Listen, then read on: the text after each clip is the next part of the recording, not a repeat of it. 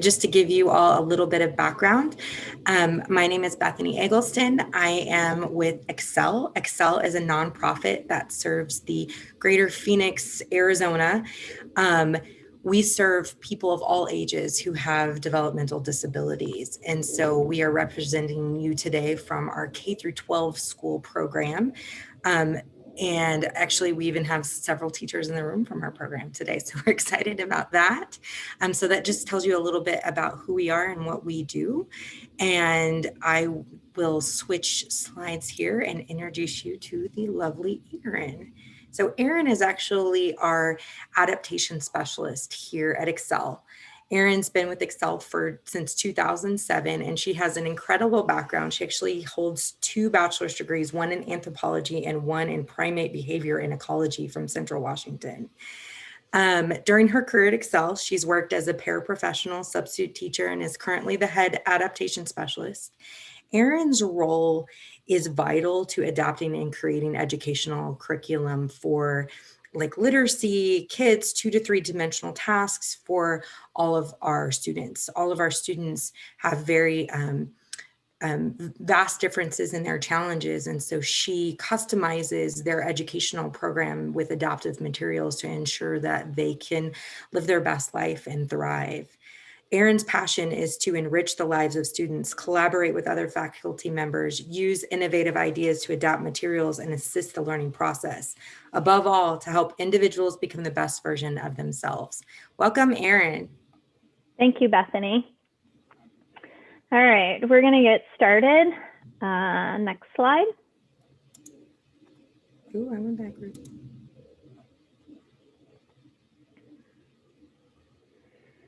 All right, so welcome to Happily Ever After. We're going to talk about some tips and tricks to story time, some benefits of story time, some struggles, and maybe hit on some of those ways that we can alleviate some of those struggles so that story time can be fun for everybody. Next slide. All right, so the benefits of reading. Definitely it's promoting and increasing communication, increases that exposure to language.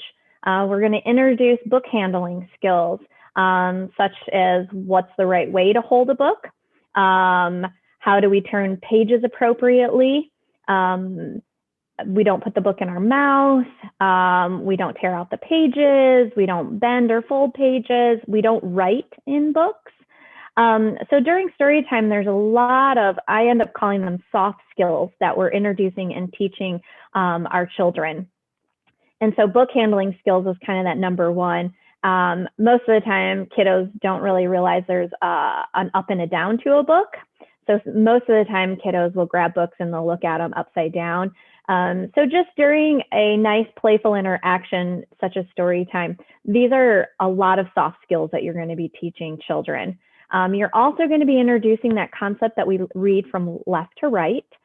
Also that letters represent sounds, that all these little scribbles on the page actually have meaning and that they actually can tell someone some information. You're also going to be introducing new words during this time, and you're also going to introduce all the elements of a book itself, the spine, the author, the illustrator, the title of the book. So that you're going to get your child familiar with all these different concepts that they'll start to build upon as they start to get older, and literacy becomes part of their daily life in a school setting. Next slide. All right, so here's the part where I want to ask, what are some challenges that all of you are facing during story time? Does anybody want to share? Either you can unmute yourself or feel free to use the chat box.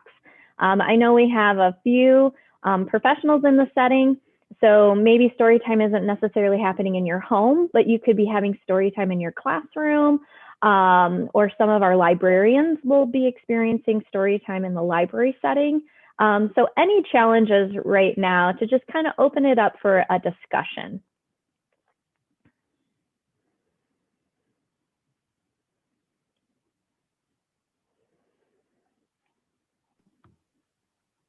Some of my kids want to skip to the end all the time.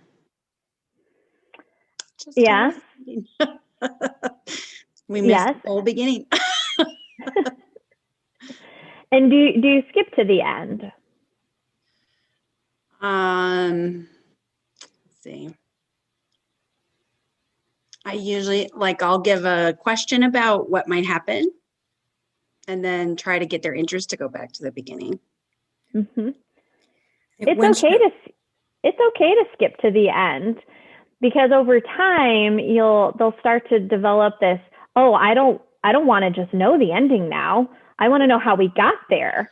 Sometimes the ending can kind of leave us puzzled if we don't understand our hero's journey to that end. Good point. And one of the struggles that we have in my household is that my son wants to only read the same book. Mm-hmm. It is really comfortable for him. He feels safe with that book. And so now that he's 13, it's time for him to be reading more advancing. And he doesn't really want to advance because Diary of the Wimpy Kid is safe for him. And it's easy to read, and he feels successful in that space. And that is very typical of a lot of readers. Not just those that have a diagnosis or a challenge. A lot of readers like to stick with what they know. And sometimes it's a particular author, sometimes it's a particular genre. And so it is kind of scary to get out there and branch out into different books.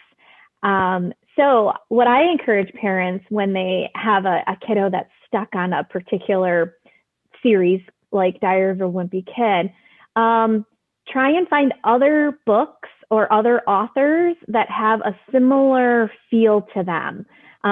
So when someone mentions Diary of a Wimpy Kid, I say, have you tried the 13-Story Treehouse? Because it's got a similar feel to it. There's really great little cartoony pictures all throughout, and it's more like you're having a conversation with the individuals in the book, and you're not just reading about them. So introduce it very subtly. Say, hey, why don't we read a chapter out of Wimpy Kid? And hey, mom brought a new book home. Can we give this one a try? We'll just read a few pages. We don't need to read the whole thing. And you combined the familiar with the unfamiliar. So you're kind of pairing those together to kind of shift into a new habit. Instead of having it be an argument, we're not reading Wimpy Kid anymore. I'm done with Diary of Wimpy Kid. You then come in going, I love this book just as much as you, but I'm wondering what other stories are out there and what other adventures that we can go on. Maybe there are some characters out there that are like the ones in Diary of a Wimpy Kid. So that's one way, a strategy you can pair, that really familiar with something not so familiar, but it might have a similar feel to it. Awesome. Thank you. Yeah. Anybody else? I was just going to say, a challenge that sometimes I see and maybe parents do at home too is reaching those children or students who seem uninterested, challenges with checking their interest or in their engagement, or if they're even, we know they hear us, but are they processing? Right. That is something, that is one of the challenges we hear a lot. They're not paying attention. I'm not even going to bother doing story time because they're not paying attention. Well, paying attention for all of us is something very wide and very different. Typically we're told, look at someone if you want to know that you're paying attention and they're paying attention. But with individuals that have a diagnosis, either autism or anything, attention looks a little bit different for them. For my encouragement, I always say they're paying attention to everything. And that's one of their struggles, is that they're highly distractible because they're paying attention to everything. So I always keep encouraging individuals, expose them to that literacy, expose them to those books, because they're getting something. And so now in the school setting, we can check for validation or verification. We can check for that by asking those WH questions. A parent can do the same thing. Read a few pages. Maybe your child's spinning in circles and you're like, oh, this is not going well. But just stop the story for just a second and go, oh, what was Mary doing? And just pause and wait. And either they are listening to you and paying attention to you and they're processing, and then they'll blurt out, oh, Mary's sitting on the tuffet. And then you go, great, that's the encouragement I needed. I'm going to keep going forward. And so it's always something like that. Or I encourage parents to be maybe reading a story. Let's just take Curious George. We're reading a story about Curious George, and all of a sudden you introduce like a random character. Aliens have just floated down. Well, that's very unexpected. And so that sometimes will get the student to give you a reaction of, wait a minute, that's not in that story. Or why did you just say aliens? Hey, give me that book. You know, you're going to get them to show you that they're paying attention by introducing, you know, something silly into the setting.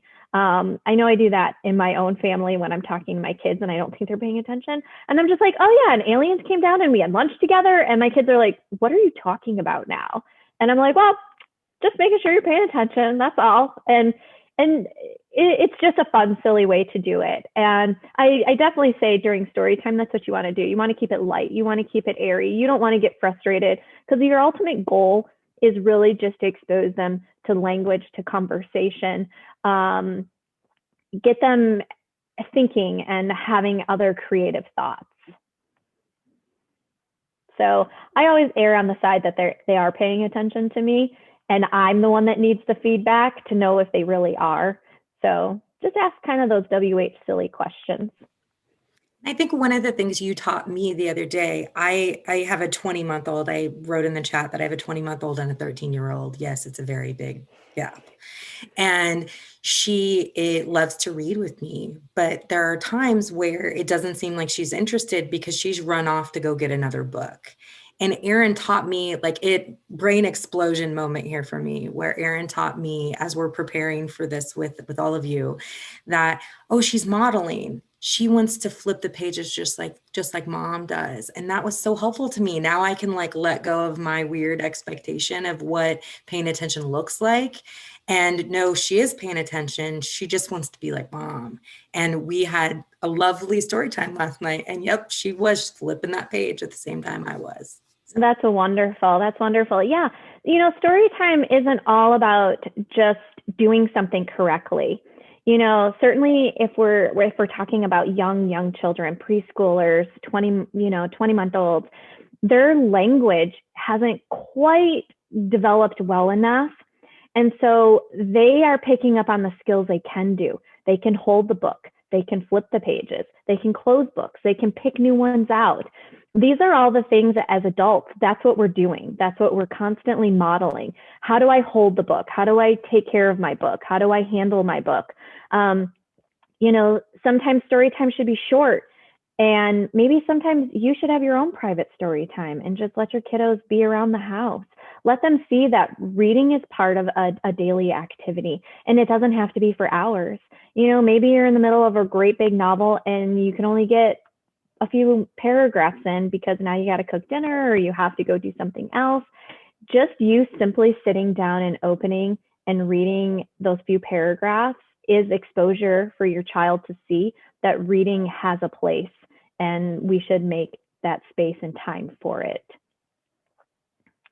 Is there anything else, or should we move on? Because I definitely can talk about challenges that we see in the classroom. I can talk about challenges I've experienced with working with individuals with special needs. I don't want to rush anybody, but I want to be aware of time and make sure everyone gets some great things out of today. I think if anyone has any last challenge they want to share, go on ahead, jump in. And if not, we can move on to the next subject. All right, I think you're good to go, Erin. All right. We're not going to leave challenges just yet. We're going to talk a little bit more involved in some of the ones that are very common. Saray was gracious enough to talk about that lack of attention. You know, what does that look like? Sometimes we have to shed our perspective of what attention looks like. Bethany gave a great example of that. You know, my expectation of paying attention is my daughter's going to sit and we're going to look at the book together and we're going to look at the pictures together. And sometimes that's not what a kid's interested in. They're more interested in modeling you and who their instructor is. So we have to kind of remove our glasses for a moment and take a look at what they are doing, and really champion those things. You know, in young children, like I said, it may not be the articulation of words, but it might be the handling of the book and being appropriate and things like that. Distractibility is a huge one. Distractibility and fidgeting kind of go hand in hand, in my opinion. Distractibility, you know, you have your wonderful house and they have their routine in their house and they end up seeing their favorite toy across the room and boom, there they go. And now, oh, I just lost them, story time's over. Not necessarily. Encourage them. Hey, yeah, bring that fire truck back on over. You know, maybe you have a lot of books around you so that you can go, oh, we have a fire truck book. Let's read the book about the fire truck. Include whatever distracted them back into story time. Distractibility can also be that fidgety. Oh, my child just won't sit down. It's constantly moving, constantly spinning, constantly whatever. Use it to your advantage. Say, great, you know, you stand up, you hold the book, you move with them. Movement is not necessarily a bad thing. You don't have to sit and cuddle in a blanket to read a book. You can read in all sorts of different ways. You don't have to read every word either. You know, so if you find it challenging that here we are, you know, pacing the house, trying to read, get the gist of the story, you know, or maybe just pick up a story, a picture book and, you know, make up your own words as you go along with it. Poor handling. This is a big one. I don't want to give my kid books, they rip them. Your child will always rip books if you don't expose them to the books. I had a conversation with someone yesterday that I said, you know, turn it into, oh, well, now the book has to go to the doctor. You know, most children understand going to the doctor, that's how you fix and that's how you mend. I know we do it very well with dolls and toys that look human. There's also Doc McStuffins that lets us know that we have to mend our stuffed animals. There's book doctors too. So they rip the book. You just let them know, oh, well, this one's going to have to go to the doctor. Make sure you bring back the fixed book so that the child can have that comprehension of this is how it's supposed to look and this is how it's supposed to be. And so that they understand you're building that comprehension of handling. Oh, we shouldn't tear things up. It's important to keep it like this.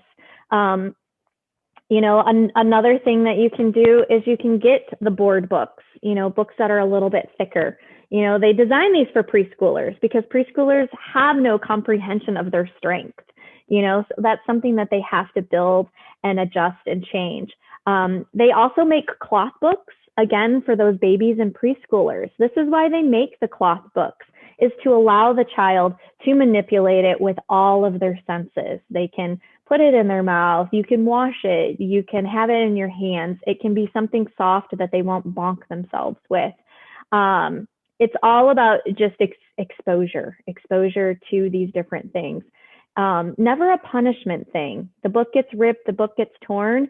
Like I said, find your little catchphrase to go, oh, well, we have to put it away now, or this one needs a rest.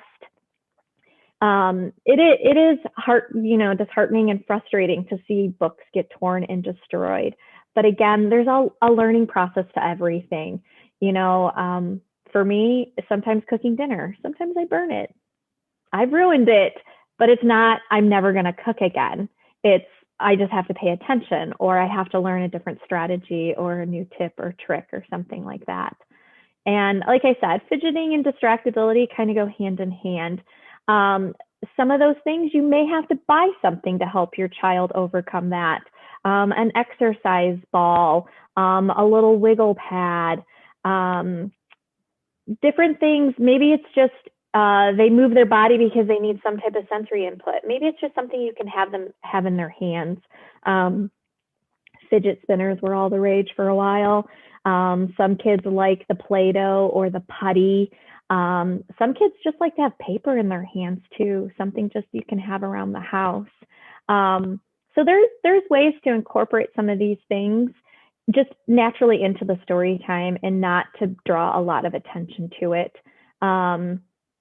Bethany has a good one where her child was a fidgeter, and the more and more we tell them stop fidgeting, then that's all they think about.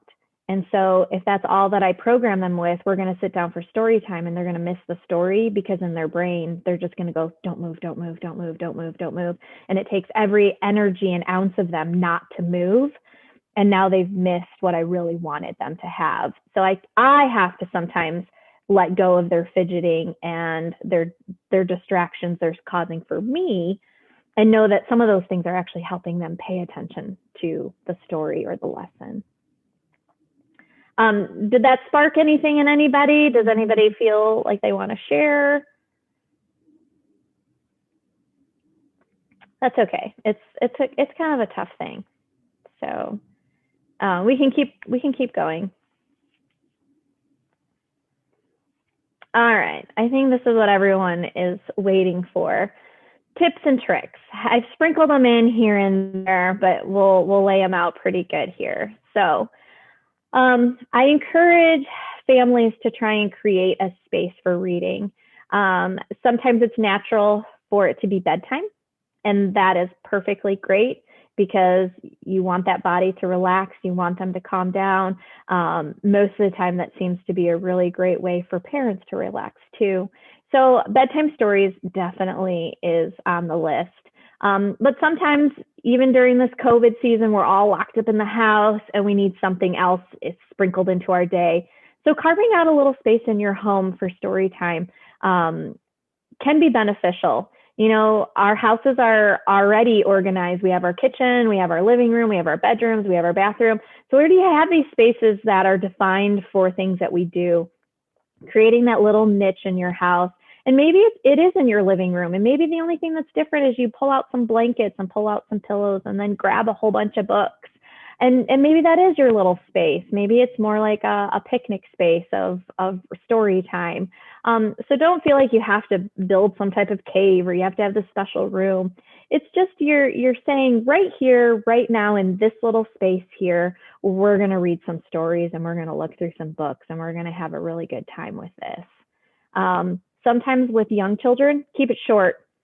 Don't think that you're going to, I don't know if you're familiar with Berenstain Bear books. I love them, favorite, but they are very wordy. They can be a very long book. So, you know, sometimes maybe that's not the book that you want to go for. And if it is, don't read all the words. That's okay. You know, that's one of the great things about early readers. They have no idea that you just skipped like half of a paragraph because you just made it fun and you made the story keep going.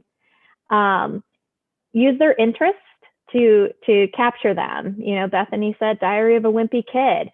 Man, she'll be able to get him to sit down every time that she pulls out a Diary of a Wimpy Kid book. But again, as parents and educators, we can only handle one book so many times before we kind of start losing interest.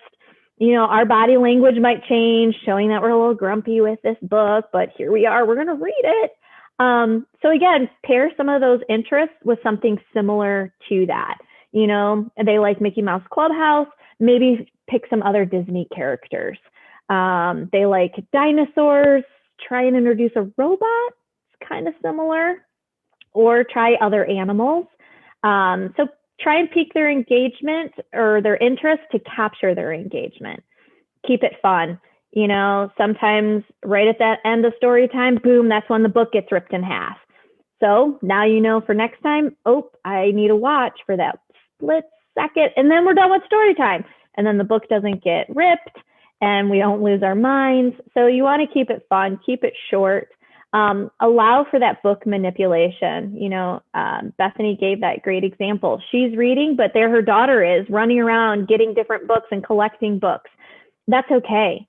Let the child explore with the books while you're reading, because they are hearing the language. They are hearing that story come to life for them. And then props. So props can be good. Props can be bad. We have to be very careful with props. because sometimes props can become favorites and then you don't want to share, you don't want to let them go. Sometimes props can be expensive too. Certainly in our classroom settings, it can get pricey for some of our classrooms to be able to have enough for everybody to share. So one of the things that I wanted to talk about today, which you can just kind of use at home, one of my family favorite books is Mouse Soup. And the cool thing about Mouse Soup is you're actually making soup. And so you have all these great things already in your home. You have wooden spoons, you have pots. And so now you're introducing tools that you use, maybe not every day, but that they see you using, and then you're including them into your story time and your literacy activities at home, and you're building that vocabulary. And now you can even, engage them in the kitchen with you, maybe one night that you are making soup and you're like, remember, what did they do in Mouse Soup?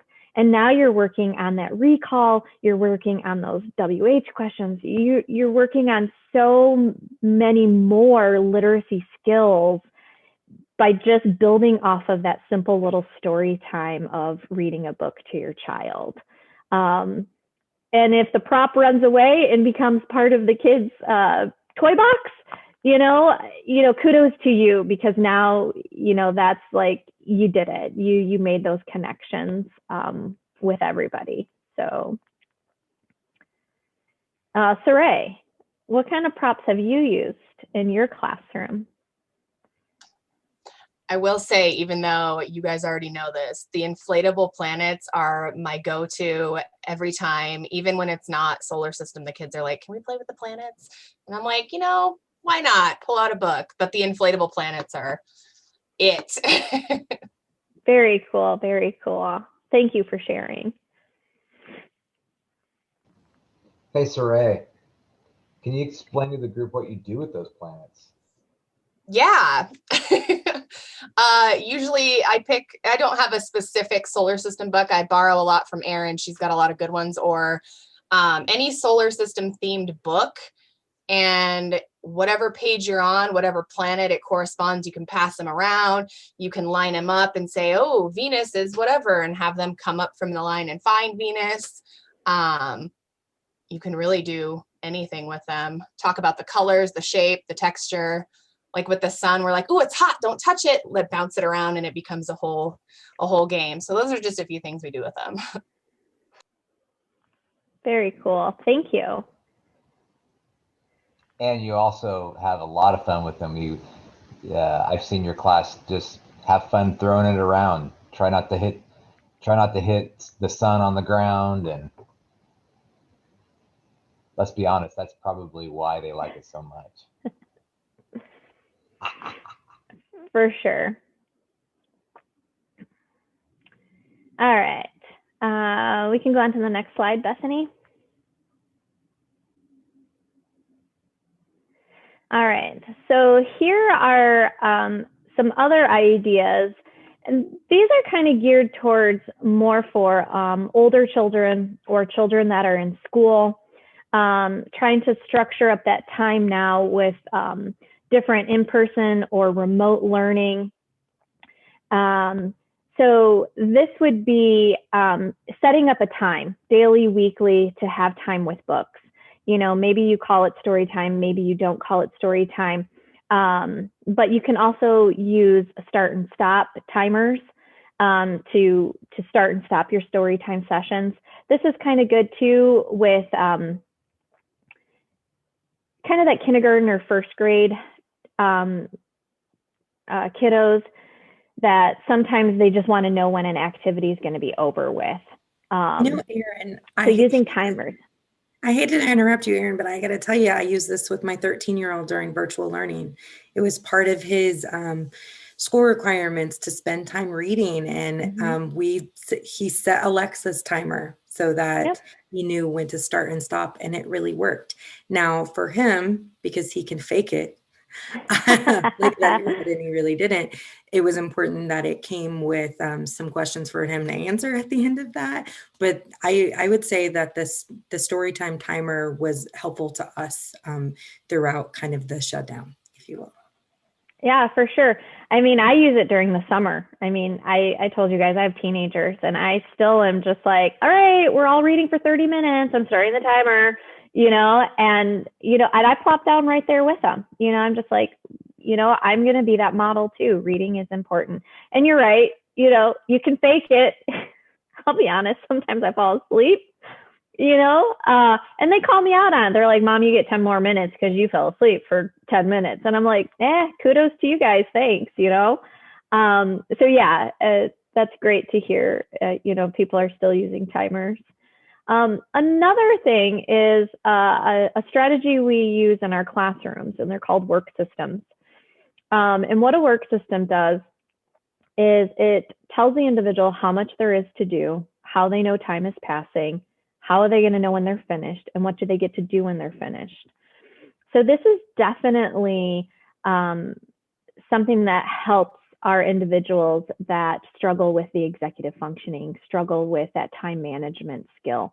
So yes, the timer is helpful, but at the same time, the timer can be a distraction too, or they don't understand really what the timer is truly telling them.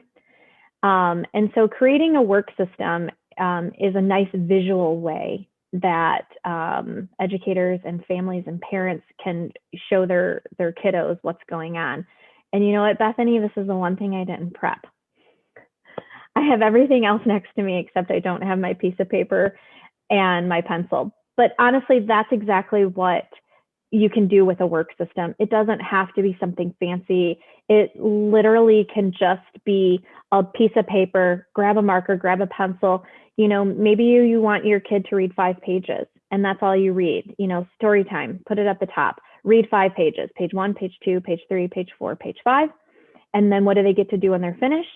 They get to have iPad time. They get to go outside and play. They get to watch TV, whatever it is, whatever is what they prefer to be doing, than to be doing that reading.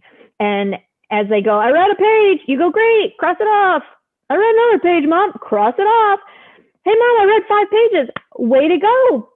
Here's your iPad, here's your cell phone, whatever it is for them. Or maybe it's just the release of, you're not here with me, and they get to go, back to their room or their toys or whatever it is. Sometimes just that visual thing in front of us really does help us. If a work system's too fancy, think of it as a to-do list. It's their story time to-do list. Here are all the things I want you to do, and this is what you get to do when you're finished. They get to see that prize at the end. Make sure it's something, don't tell them to go do chores or don't tell them to go clean their room, because man, story time will probably last forever then. They won't quit that because it's better than the other thing you want them to do. You want that finished activity to be something that they are kind of racing for. And let them pick it. If they can, let them pick it. Sometimes in our classrooms, it's not another activity. Sometimes they're hungry and they just want a snack or a treat or something. Sometimes it definitely could be a toy that they don't get to engage with or interact with all that often. So then they say, hey, can I have the magnetic blocks today? Because I haven't had a turn with them in a long time. So sky's the limit when it comes to that finished thing. So don't necessarily think it needs to be like ice cream or something like that. It can just be whatever they were preferring to do right then and there. And you interrupted and said, hey, we're going to read first. So are there any comments or questions about that one? I know work systems can kind of make people scratch their heads a little bit, but in essence, if you just break it down to its core, it's just a visual representation of what your expectation is. And even if kiddos can't be reading, sometimes just seeing the line of the different things that they have to do is really impactful and can be really motivating to them.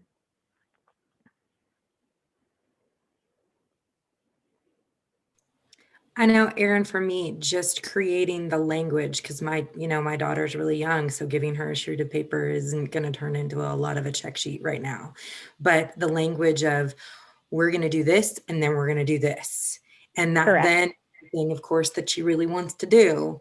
But getting to start with this beginning piece she knows, and that has clicked for her.